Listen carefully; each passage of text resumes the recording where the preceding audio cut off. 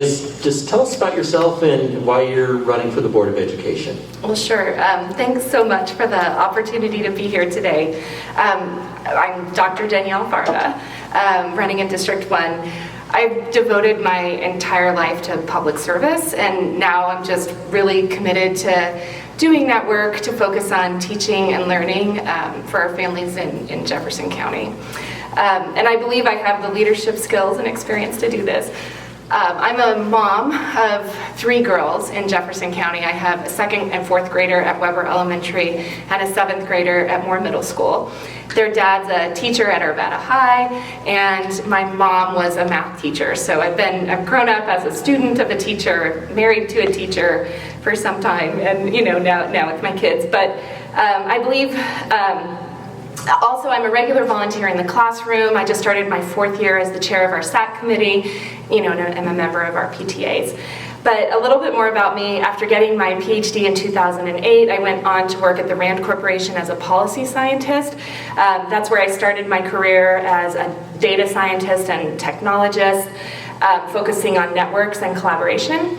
3 years later, I became a professor at the School of Public Affairs at the University of Colorado, Denver, and I've just started my 15th year there as a tenured professor.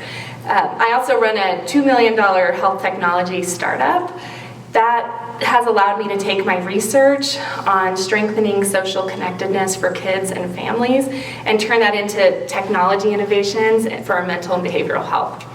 But I always say that my hardest job is getting my 3 girls up in the morning and out to school, which is why I get here always in the last moment, a little frazzled. I'd love to talk more about the issues that I am concerned about. I don't want to run over time, so I'll kind of incorporate those into the answers, hopefully. Share your understanding of the issues surrounding the Jeffco Public Schools budget. Yeah. I think that there are kind of 3 main issues around the budget, and I think the first one is confusion and not really understanding by the public and parents about how budgets are created, where the money comes from and how it's spent.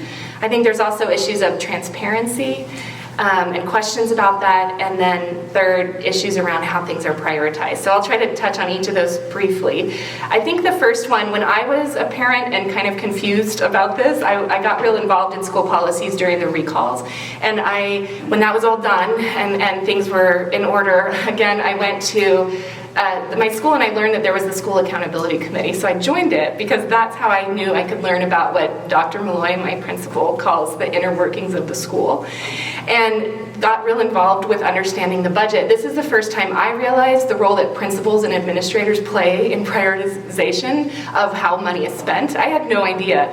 But then I also got to become very engaged as a parent in terms of filling out that budget survey as chair. Dr. Malloy takes this very seriously, so we do it really over a few months. We're about to do it again. So I think there's opportunities to understand and alleviate that confusion, but not all parents can go to the SAC and be on the SAC. So I think we need to figure out ways to better clarify for parents and people who don't have kids in the district about how the budget's spent. In terms of transparency, I'm a public administration scholar, not a public finance scholar, but I am certain that public budgets have transparency built into them.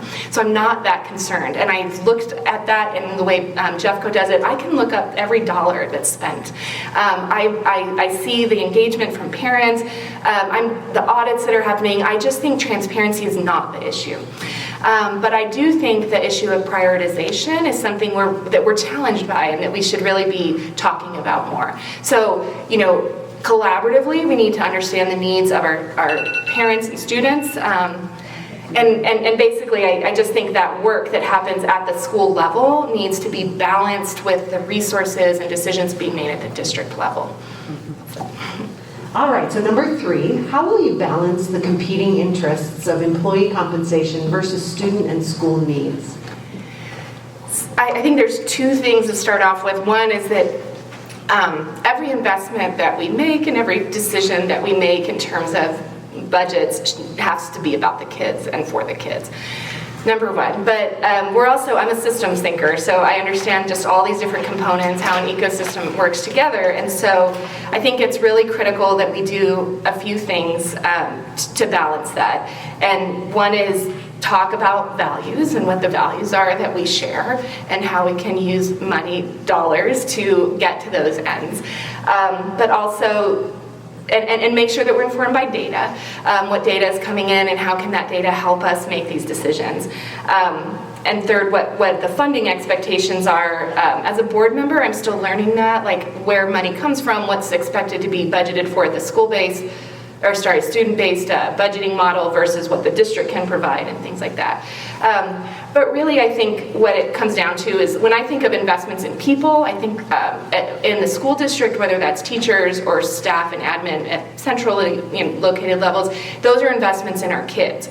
So, and also in the classroom. So if we're giving classrooms more technology or paraprofessionals, those are investments for our kids. And so balancing that is really hard. Right now we're in a critical shortage crisis, really, of teachers, substitutes, bus drivers, and we have to do something about that. We have to think about compensation, but also the way that we show teachers and staff value, and that we value them and will support them when they come here and work in JeffCo. So I think that that's a critical thing that we need to address immediately, obviously, and how we balance that with the needs in the classroom needs to just be this collaborative process. I would be a good listener in this way, and a learner, I think. Describe the impact of the pandemic on JeffCo Public Schools and what you will do to ensure student learning, safety, and health. Yeah. I'll answer that first just from a parent's perspective.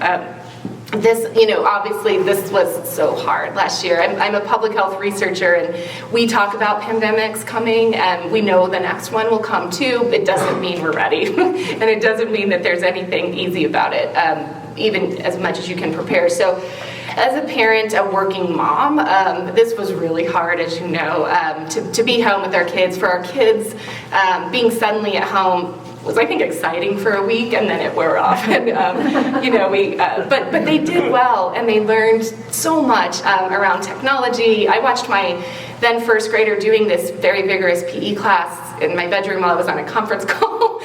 So we did what we needed to, but really, from the district's perspective, our heroic response, I think, was pretty amazing. I appreciate that we followed the science and the public health guidelines.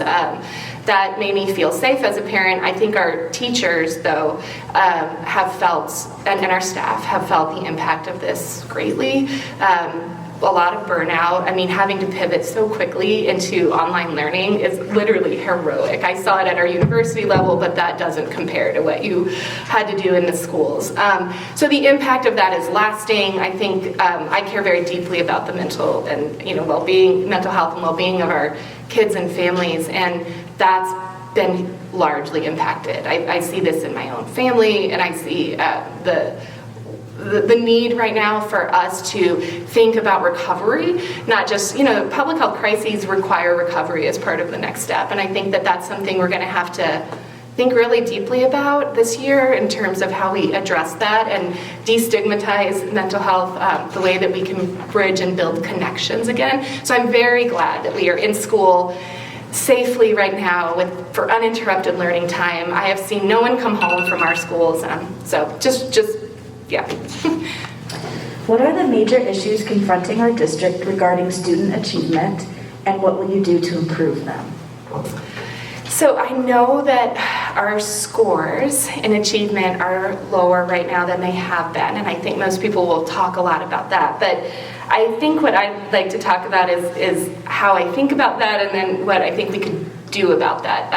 I am a critic of scores. I'm a data scientist, so I'm not certain that we are looking at achievement in all the ways we could. I don't think we address the whole child in that way and understand all the ways that they learn. And I don't do I'm a big fan of quantitative research and quantitative numbers, but I also understand that there's qualitative aspects of what we learn and how we show progress. And so I'm a critic of the scores themselves. But that said, I think one of our greatest problems is the achievement gap right now. Historically, we know that some kids and families just can't do as well because we know from research the zip code that a person is born into affects 80% of their mental health and health outcomes. We also know that affects their educational outcomes. So the system that they're born into matters. So looking at our kids as a whole child, what kind of resources we can bring into the district educationally, but also to address their health needs, their dental health needs, developmental needs by partnering. I love the community schools model. I'm a huge fan of that, and I see a lot of research coming out that's saying it's working. That's a place-based model that says keep the school as the hub of the community and bring resources in to address all of these gaps. So schools that are in greater need of that can bring that in. But those are partnerships with community, nonprofit, government organizations. So I think that with that, and then through the curriculum, a real strong focus on literacy, and I'm a big believer in early childhood systems as an early place to start, that we can think of it, from the long view, how are we helping kids succeed by starting really early in their lives. As a member of the school, I'm Stacy Goodell, I'm the principal at Iber. As a member of the school board, why should you be chosen to lead Jeffco Public Schools? And what will you do to work collaboratively with all constituents for the purpose of improving the learning experience for all students? Okay, this one I'm going to read a little bit because I just have written like a good, what I think is a good statement. I really think it's a great time to be a part of this community, and I look forward to the role. I think our kids are doing amazing things. Our teachers and staff started this year with hope and enthusiasm. And our community partners are ready to build a good system, a great system together. But we're also faced with great challenges. We're having to step up to keep each other safe. We're in the midst of a staffing shortage due to our inability to fairly and competitively compensate our teachers and staff. And we have an achievement gap. That means we have to commit to equitable practices and resources across the district. There's a lot of work to do, but I have a reputation for accepting challenges and working collaboratively and doing the hard work to succeed. I will bring dedication, drive, and commitment to do what's right for our kids to the board. And I believe that I will be successful when I've served our district in my role as a board member to meet our ends with good governance, value alignment, and support for all educators in service to our kids. If I have a minute, I will read this. My daughter just did my fourth grader just did her speech for school leadership to be on the student council. I don't think I can read it. I'm going to skip it. It is so sweet. I'm going to I'm so sorry. I'm going to post it on my Facebook page because, oh my gosh, I can't read it. It's so sweet. It's exactly why you should vote. Maybe I'll have someone else read it, but I didn't expect to get all teary-eyed. I just am a collaborator. I love to listen and learn, and I'm just excited to be able to play this role. I'm ready to accept the challenge. I know it won't be easy, but I look forward to that. So thanks for having me today.